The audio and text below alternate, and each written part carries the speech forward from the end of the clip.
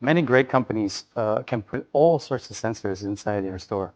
But, as many will say, we are different because in the sense of shopper behavior and the sensors in your stores, we are the only one that really specifically focus on space optimization and category management.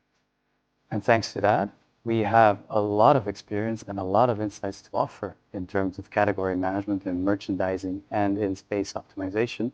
And most of the contact that we have is with category managers and space or concept managers. It's a constant back and forth, which teaches us a lot that we can use either within a client specifically and take with us as well, at least the type of insights and learnings to others all across the board.